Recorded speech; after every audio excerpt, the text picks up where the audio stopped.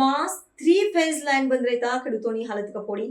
સિંચાઈના અભાવે પાક જોખમમાં ખેડૂતોએ ઉગ્ર આંદોલનની ઉચ્ચારી ચીમકી. દાહોદ જિલ્લાના ગોવિંદા તળાઈ ગામમાં લાંબા સમયથી 3 ફેઝ વીજળી પુરવઠો બંધ રહેતા સ્થાનિક ખેડૂતોની હાલત અત્યંત કફોડી બની છે. કૃષિ કાર્ય માટે જરૂરી આ વીજળી બંધ થવાથી ખેડૂતો પોતાના ઊભા પાકને સિંચાઈ પાણી આપી શકતા નથી. પરિણામે ઉનાળુ અથવા શિયાળુ પાકને નુકસાન થવાની ભીતિ સેવાઈ રહી છે. વીજળીની અનિયમિતતાના કારણે સમયસર પિયત ન મળવાથી ખેડૂતોની મહેનત અને મૂડી જોખમમાં મુકાય છે. ગ્રામજનોના જણાવ્યા અનુસાર વારંવાર રજૂઆતો કરવા છતાં વીજ પુરવઠો પૂર્વવત થતો નથી. વીજ કંપની દ્વારા સમારકામ કે વૈકલ્પિક વ્યવસ્થા કરવામાં આવતી ન હોવાથી ખેતરોમાં પાણીની અછત સર્જાય છે. ખાસ કરીને જે ખેડૂતો સંપૂર્ણપણે વીજળી સંચાલિત પંપ પર આધારિત છે તેમની સ્થિતિ વધુ ગંભીર છે. ખેત પેદાશોના ઉત્પાદન પર સીધી અસર પડવાને કારણે ખેડૂતોને મોટું આર્થિક નુકસાન વેઠવાનો વારો આવ્યો છે અને તેમના માથે દેવાનો બોજ વધવાની ચિંતા ઘેરી વળી છે. ખેડૂતોએ સ્થાનિક વીજળી વિભાગ અને સંબંધિત સરકારી તંત્ર સમક્ષ તાત્કાલિક ધોરણે 3 ફેઝ વીજ લાઇન ચાલુ કરવા માટે સખત માંગ કરી છે. ગ્રામજનોએ ચેતવણી આપી છે કે જો ટૂંકા ગાળામાં સમસ્યાનો ઉકેલ નહીં આવે તો તેઓ પોતાના પાકને બચાવવા અને ન્યાય મેળવવા માટે ઉગ્ર આંદોલન કે વિરોધ પ્રદર્શન કરવા માટે મજબૂર બનશે.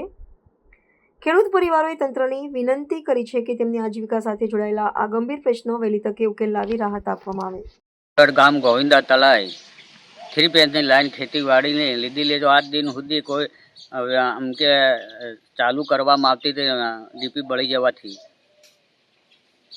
અને સાહેબને હરુબરું આમ કે ફોનથી રજૂઆત કરેલી 4-5 વાર કે નખાવી દો ડીપી આવે એટલે મોકલી દો એવી મને ટેલિફોન ઉપર વાત કરેલી, પણ આજ દિન સુધી ડીપી નાખવામાં આવી નથી. અને મારે કે હમણાં ડાંગરમાં પાણી મૂકવાનું હોય પણ સુકાય છે, શું કરવાનું હવે મારે? કેટલા ટાઈમથી લાઇટ નથી? એટલે લાઇટ તો 8 થી બંધ હે, 4 મહિના થવા કર્યા, 3જો મહિનાથી ચાલુ બંધ હે. કમ્પ્લેન નોંધાવેલી? હા, કમ્પ્લેન નોંધાવેલી જ છે, આપણી ટેલિફોન ઉપર નોંધાવેલી જ છે. સાહેબના રૂબરૂ વાત થઈ, સાહેબ જોડે સુધી વાત થયેલી. સાહેબ શું કહેવા માંગે? કે નખાવી દઈશું, એમ નખાવી દઈ છે એમ કહીએ, પણ કે આજ દિન સુધી નાખી નથી સાહેબ. લગભગ કેટલા ખેડૂતોને આ સમસ્યા છે? લગભગ 7 કનેક્શન આલેલી છે આ લાઈન ઉપર. નામ હોય તો બોલો ને. નામ એક ધીરાભાઈ માનાભાઈ અને બીજાભાઈ ગવજીભાઈ અને બીજા સબજી અને તેરસમભાઈ ગલાભાઈ. બીજા નથી મને. પછી આ સંજેલી બાજુ આ આપણે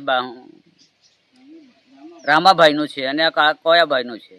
તમામને લાઇટ નો પ્રોબ્લેમ? હા, બટ તમામને પ્રોબ્લેમ તો છે જ ને, લાઈનમાં આવે ને એટલે બધાને હુકારી શું કરે માં? બધાને જ પાણી મેળવાનો સમય એ સમસ્યા છે હમણાં તો.